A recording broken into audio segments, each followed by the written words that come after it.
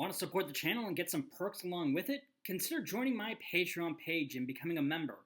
Not only will your support help me focus more on the channel, but it'll allow me to directly invest into the channel, offering more perks and improving the overall quality of current and future videos. Though of course, you don't need to give me your money if you can't afford to. Simply liking the video and subscribing to the channel will help this channel substantially as I work towards YouTube monetization. How I got into network marketing was a natural progression over a few years, and it all really kicked off with affiliate marketing. A few years living in Halifax and being amazed by a financial advisory position, I knew then that offering generally helpful products or services was where I wanted to go in life. I no longer could see myself as a bookkeeper stuck behind a desk pushing paper.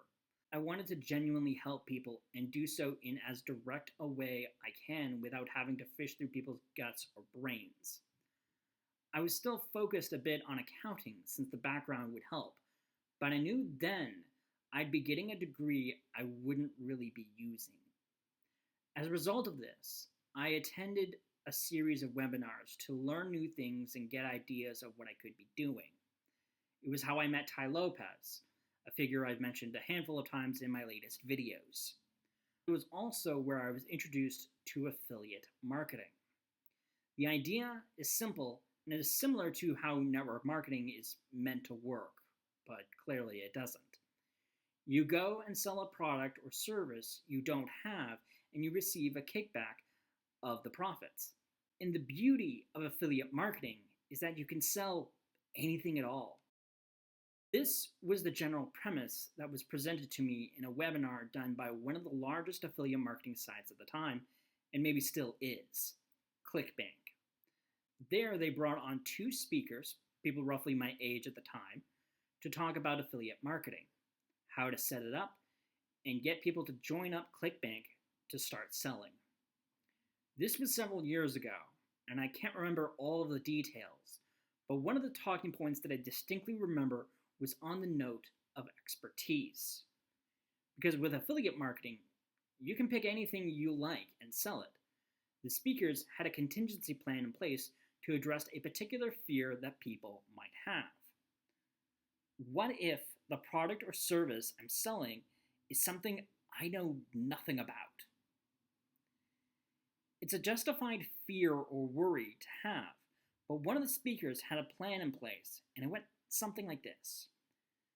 Learn at least one thing pertaining to the product or service in the industry you're selling from.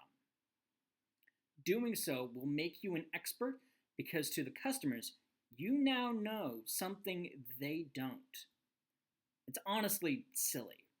I've talked about experts and expertise on this channel already, but that still lingers in my mind as it's very reminiscent of the sort of expectations that come from being an expert or someone with a lot of experience in an industry.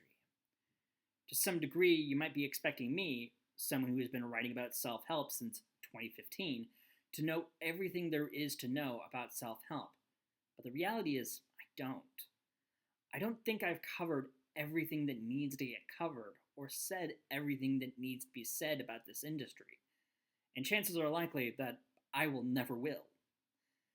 For me, I keep learning and adapting and changing the more I delve into self-help and learn about new things.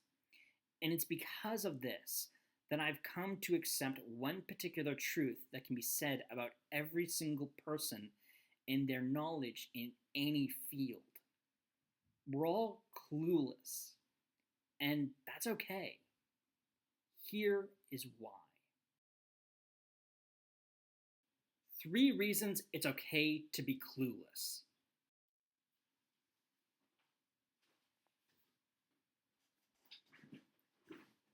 My first legit video back to YouTube was my attempt at talking about experts and expertise. Back then, I was far more nervous sinking my teeth back into video recording. I wasn't as prepared as I am now. For years, I was used to writing with no audience watching me and no green light from my laptop reminding me that I was recording myself. And even though I've recorded plenty of times before reviving my channel for the umpteenth time, there's still those performance anxieties that were sinking in and festering. The viewers of those initial videos didn't see much of that because I edited all the stammers, the word stumbles, amongst many other things. Honestly, I cut a ton of footage in those initial videos, less now as it's becoming more routine for me to be recording these videos. I've even been ad-libbing a little more in these videos more recently. I'm getting more comfortable with that and just moving around and being more animated. But anyway, I am getting off track here.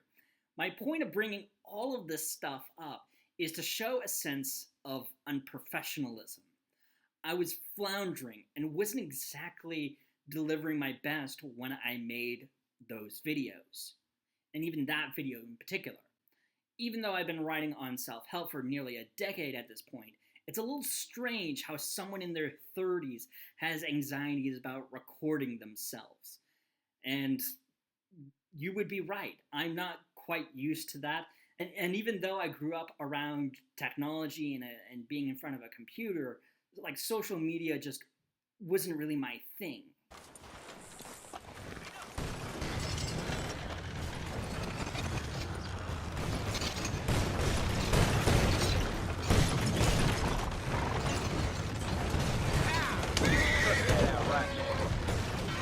And it's especially strange when the topic that I'm talking about and that I'm recording myself on is a topic that I'm familiar with and that I'm passionate about sharing with you guys. Years ago, this would bother me a lot, and I'd be recording and re-recording multiple times and ensure that I get the best possible start that I can muster. These days, I don't really pay that much attention to it, and I get through these recording sessions just fine. But it's situations like these and the one big takeaway that I took from that ClickBank webinar that still linger in my mind. Because at the end of the day, these are things people believe in and can relate to in some way. It's unprofessional for someone to say they have no clue what's going on or they don't have as much experience as they let on. It leaves them open for criticism, and it can lead to people discrediting those individuals while also making them very vulnerable at the same time. But the thing is that we see examples of these kinds of things all of the time. If there's something someone didn't foresee, they made a mistake and should be shamed for it. If someone leads you down a path that didn't help you achieve your goals or fulfill a desire, that person is incompetent. And if they get a license, then they should be put under heavy scrutiny and in some cases get their licenses revoked. Now, to be clear, there are definitely some cases where that behavior is warranted, that belief system is warranted. But it all comes down to that sort of expectation, which is why I think it's more important to be pushing back against that expectation. To say it's okay to be making mistakes and to be clueless about something. Because we are humans, after all. And embracing that fact and our own cluelessness can make us better in many regards. One of the big issues with being an expert is the presumption that you know everything about an industry. This was the argument that was made by those affiliate marketers in that ClickBank webinar I attended. If you knew how to make the best pizza in town, you're a master pizza maker. Pizza time. All the same, if you know how to properly swing a golf club, then you could say you're an expert golf player, even if all you've played is mini putt. But not only is that misleading, as I explained in that expert video, but it's also a slippery slope to be on. Because of that expectation, you are putting additional stress on yourself. You have to continuously convince yourself that you are an expert at this and that you'll be able to answer any question with confidence and speed. You have to be the perfect salesperson, and you have to look the part. Any sign of uncertainty or doubt can result in someone not trusting you and taking advantage of that. They can either discredit you or get frustrated and angry at you. But the biggest damage that can come from that is emotional. Emotional, damn it!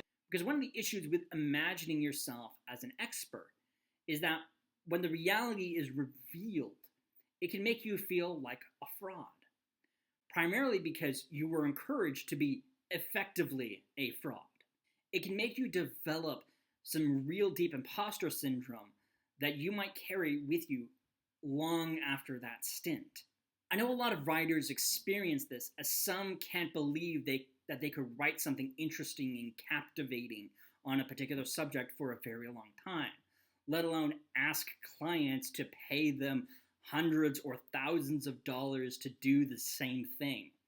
I was definitely in that camp, and I still kinda am to some degree. But all of this is thrown out the window when you go out and say that you're clueless about something, or that this is your first time doing something like this, or just priming yourself to say, hey, this is my first time doing something like this, and it's okay to be nervous, to have butterflies in your stomach, and just being uncomfortable about that. Admitting you are rusty dials back the expectations and removes a lot of pressure on yourself. You're still expected to do a good job, of course, and admitting that doesn't excuse you from slacking off and producing poor quality work. But it can curb other people's expectations of you to the point where it can be more rational about what they can expect from you. People realize that there might be a learning curve with you, and it might take longer than usual to get things done. As a result, they won't get as angry if things don't turn out exactly as they wanted, or that there's delays, or there has to be some corrections, or a little bit of back and forth in communication to make sure that everything is conveyed properly. I am very disappointed! But this creates more understanding when you go out and tell people that you're clueless or that you're a greenhorn in this regard. People can see where you're coming from, and this allows you to be more sincere with people. Another solid reason to admit you're clueless or uncertain is that it makes you into a better person. On top of shattering the illusion of being this perfect person for the job, you have to accept that you don't know everything about a subject, that there is more to learn about the subject and the industry that you're in. Not only that, but you might have to face the fact that you might be wrong about certain thoughts or views. No way. Not this time. We created it. Not this time. No, not this time. Part of being an expert is continuing to admit that you don't know everything, and the more you know, the more you don't really know. And while experience does bring a certain level of confidence in our abilities, we always have to entertain the fact we could be wrong about something, or there's something out there we don't really know about. This fact isn't meant to bash or undermine our confidence, skill, or views of ourselves, but rather it can make us more curious about what exactly is out there. Scientists, day after day, continue to make discoveries about animals and people. This revelation shouldn't mean that all scientists are bad at their job and missing out on obvious indicators, even though I would say some studies definitely are just stating the obvious and things that we already know, but rather that the animals and people continue to be fascinating individuals that are worth exploring more. This is on top of the fact that every person has a different point of view or perspective to something. In the end, you become a better person because you're more accepting of yourself and you're allowing yourself to be more curious about the world, about everything. You revel at the idea of being wrong about something because it's an opportunity to learn or take in the views and thoughts of someone else. And on that note, the final reason to admitting you're clueless is that you get to seek help and others get to help you. While we live in a very conflicting time these days, humanity has thrived thus far by helping one another. We've been able to survive so long because we placed our trust in someone else. Not only that, but we've also decided to help other people. This is how we grow as people. Not by exploiting other people, but through genuine help. Providing something actually helpful that addresses specific problems in people's lives.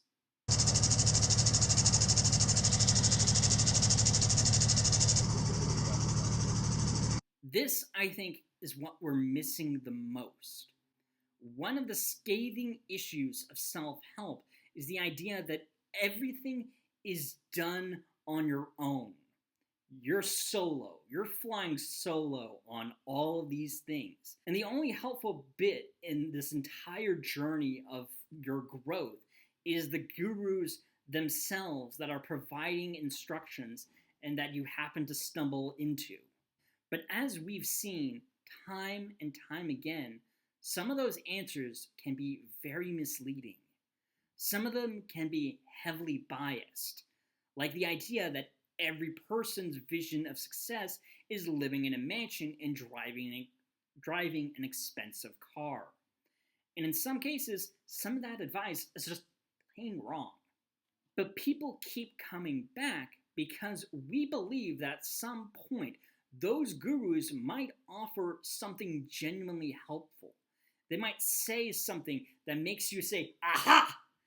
And everything makes perfect sense, and all the stars and the planets align. Eureka! But I doubt that is the case. A lot of rich self-help gurus are more concerned about their stock portfolio and ensuring they sell enough courses or event tickets than they are for human betterment. When you steal villagers' wheat and then sell it back to them for emeralds. Stonks. They're concerned about their money and less about the people helping them with their financial woes. But to get back to my initial point, opening up with sheer honesty likely softens up people to the point that they might want to help those individuals. Help doesn't necessarily mean handing out money to them. It could be providing their own perspective, offering emotional support, or a solution to the problem that they didn't think about in the first place. In essence, someone willing to lend a hand can reshape an industry on top of getting direct assistance. A good example of this is the ebook industry in freelancing.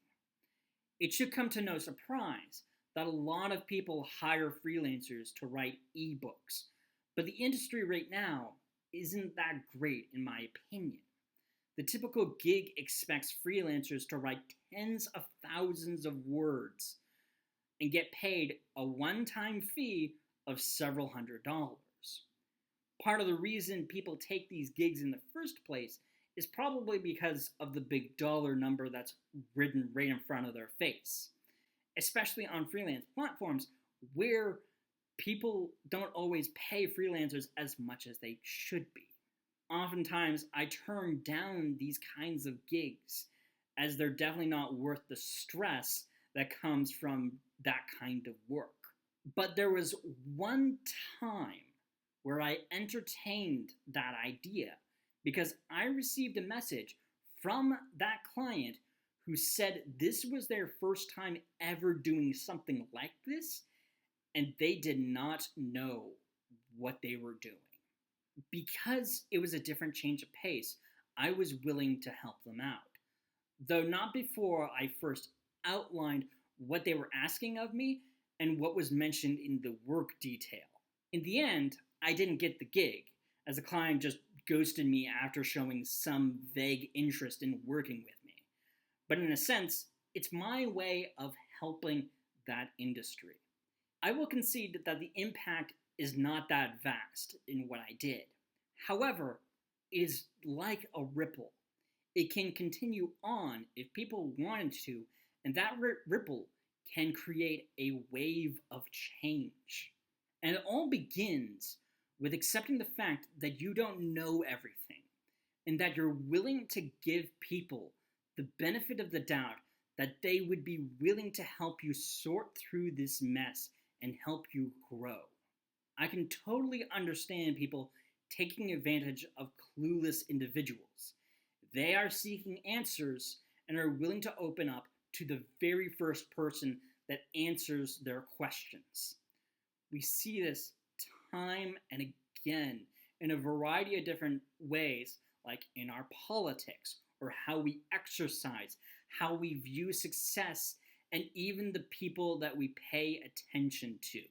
There are always people putting thoughts into our heads, and I'm no exception, as people are choosing to listen to me and determine whether I'm full of crap or if I'm someone they're willing to trust. It's because I understand that leads me to believe that if the world was more humble and honest and cast away the illusion that we're perfect fonts of knowledge, that we could grow at a faster rate and solve problems faster than we are now. It's not the perfect solution, and it's naive of me to think that this is the only roadblock that we're facing in our entire lives and in the world at large. But I think it's a good step forward to admit that we need help and that we need to be asking for it more often than we are right now. This is on top of being okay with the fact that there are some things we just don't know. And all of that is okay. Between growing together and being vulnerable in this sense, we are opening ourselves to new ideas and new methods.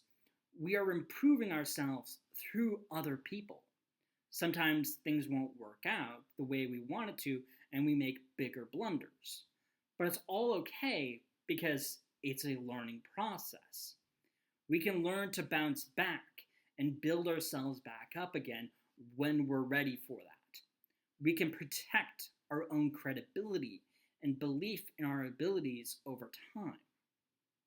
To me, being clueless is not a bad thing, and it's the precursor to being curious and discovering and finding more reasons to linger in a specific industry and to share one's thoughts and views on it. Because they are unique and they are valuable, even when they come from a place where we're just guessing. Because in the end, we will get a fuller picture as time goes on, and we become better as a result. And that's all I wanted to talk about on this subject. Thank you guys so much for watching the entirety of this video. As I mentioned before, don't forget to go and leave a like on this video if you enjoyed it, and also to subscribe to this channel if you haven't done so already.